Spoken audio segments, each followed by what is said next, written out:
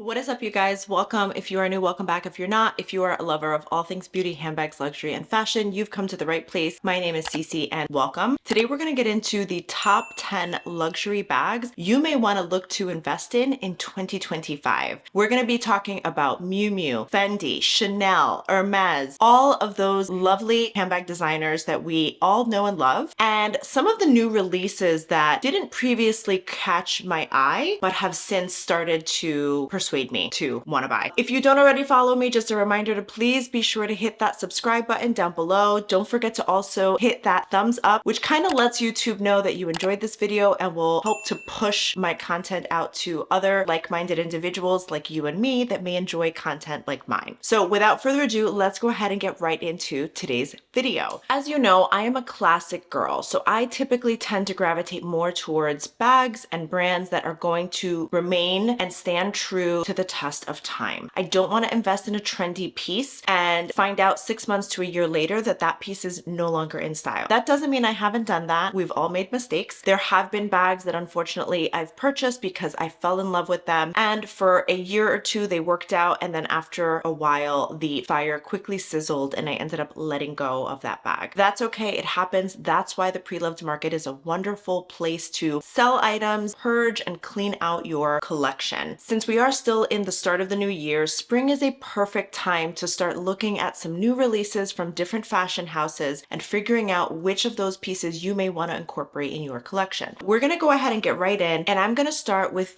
first and foremost, the Chanel 25. Now, all of you know that I am a Chanel girly through and through. I did purchase the Chanel 19 at a time where I thought and wasn't really sure that it was going to be a forever bag. I was worried that that bag might be too trendy and not really be considered a timeless classic. We all know the Chanel Classic Flap is a timeless classic that will remain true and in style forever. It's a forever bag. It'll be in style today, tomorrow, it'll be in style forever. But the Chanel 19 I was not sure of. I ended up buying it. I'm very happy with it. I still consider it a classic bag. It does have an edge to it, so it can be classified as a trendy bag, but I still consider that bag relevant and in style today. I would say the same is true for the Chanel 22, which again, I wasn't sure of, but now the Chanel 25. This is a beautiful sort of boho chic kind of bag. What I love about it is it's reminiscent of the Chanel backpack. So if you were thinking about investing in the Chanel backpack, this is a perfect option because it's not really a backpack. It's more kind of like a handbag, kind of like a top handle. It's also reminiscent of like a bucket bag. It kind of reminds me of a neo-noir. So I owned the Louis Vuitton neo-noir with the monogram print on the exterior and the ballet pink on the interior. I believe it's called Rose Ballerine. I ended up letting that bag go, but I've forever loved the silhouette of that bag and have thought about it. So now Chanel 25 enters with their new, very reminiscent silhouette, but it's kind of like a neo-noir cross between a Chanel backpack. I actually love this bag. I think it's very functional and practical, very similar to the Chanel 22 that I own, and you guys know that I love that bag. Yes, I think some people will think that the Chanel 22 is very trendy and no longer in style, but the Chanel 25, there's something about it. The next one on my list is going to be one that we've seen and we're probably tired of hearing about from now. I know I've talked about it a ton on my channel, numerous other videos, but it's the Rose Margot. The reason why, that bag has been in style for the past, I would say at least 3 years, and has still remained in style. It is still hard to find. If you go on the Rose website at any given time and try to look up the Rose Margot's bag for purchase, it is so hard to find. So I do still think that that's a bag you may want to invest in 2025. The silhouette is still very much in style and relevant. It is a classic bag. It's no logo, no fringe. It's just practical and beautiful and very, very well made. The craftsmanship of that bag is just phenomenal. So for that reason, I have to add the Rose Margot's in any size on this list, but I would say for 2025 particularly, the Rose Margot 15 size, the 12 or the 15. I own the 10, but I think because this year is going to be a year where we really are seeing a lot of big bags coming out, classic style, I would go for the Rose Margot's 15. The next one on my list is going to be the Miu Miu. The Miu Miu Arcady is a good one, but I also really like the Miu Miu Adventure in the Napa leather bag. I've talked about it in my wish list video for 2025. I still think that this bag is very, very relevant, very much in style. We did see it on Miu Miu's latest runway fashion show. It was an absolute hit. I've started seeing it on influencers as well. well. And that bag,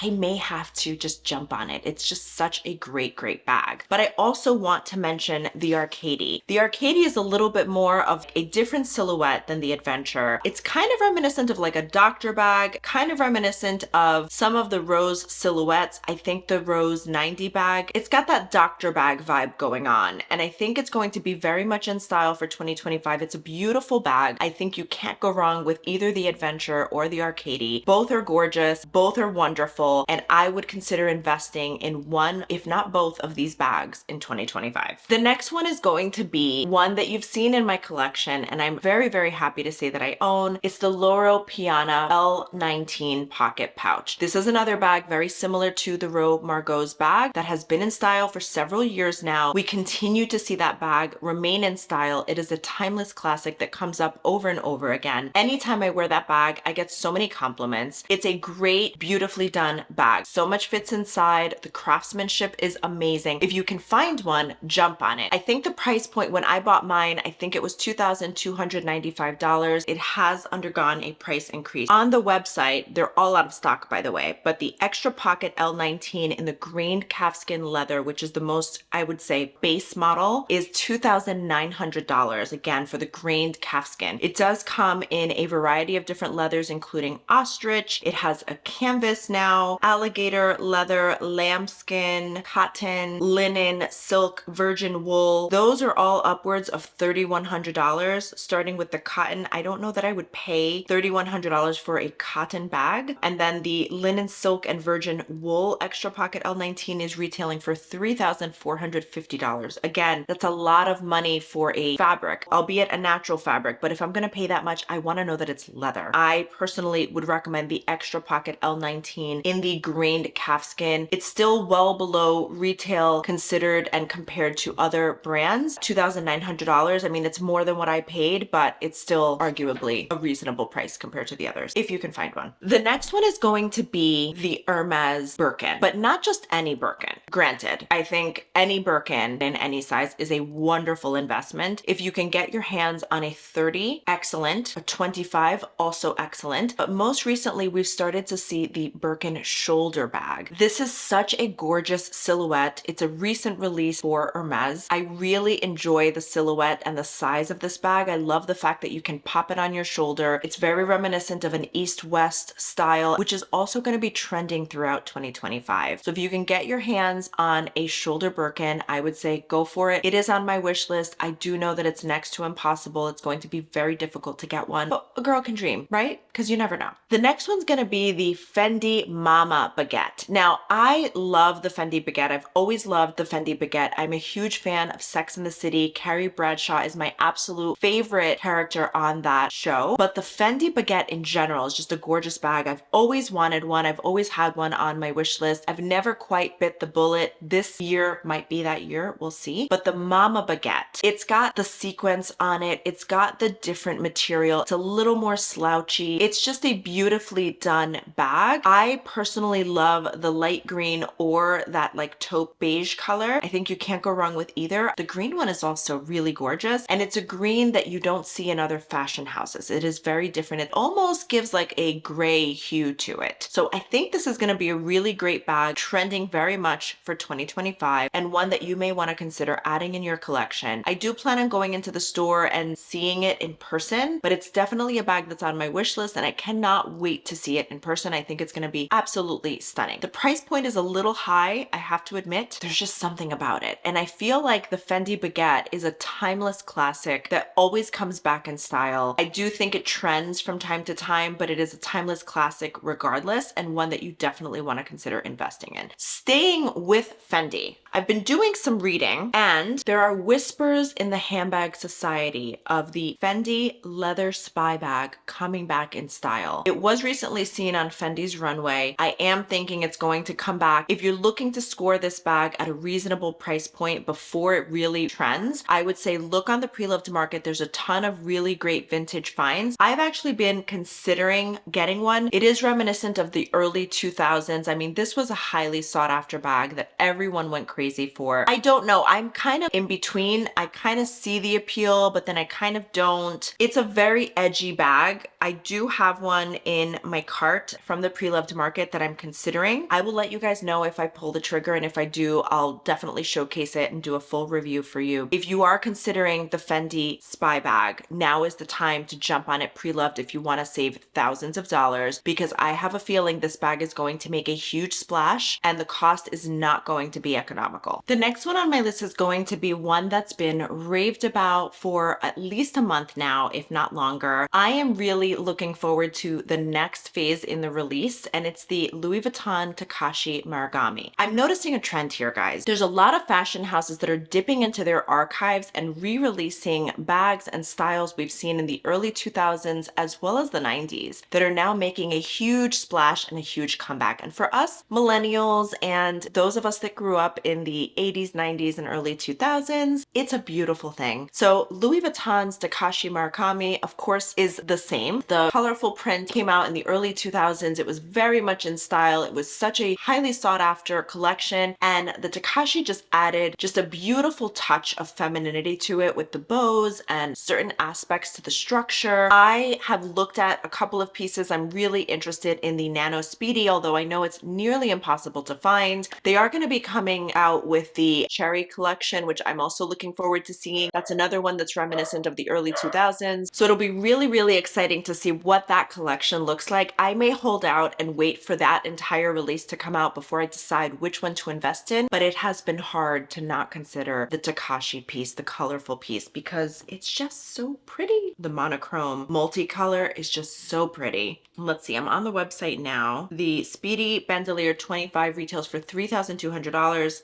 Not available. You have to hit notify me. They have what they call the high rise, which is considered like a bum bag, which is adorable. Not me entering my information online for them to notify me if the Nano Speedy does become available and in stock in the multicolor blanc. If anyone out there has a relationship with Louis Vuitton SA and can get their hands on this bag, please let me know, please. I love the Nano Speedy. I have always loved the Nano Speedy. In the multicolor blanc is just oh, I just love it so much. I am going to be traveling to Paris, so let's see if there's a possibility that I can find one there. Last but not least, and this one I'm on the fence about, I have to be honest, is Chloe. The Chloe Paddington in particular. This is another bag that was highly sought after and very much in style in the early 2000s that's now making a comeback. Again, if you want to get your hands on this bag and love vintage, go on the pre-loved market now, because this bag is going to make a huge splash. So Chloe for summer 2025, again, dipping into the archives here, is now coming back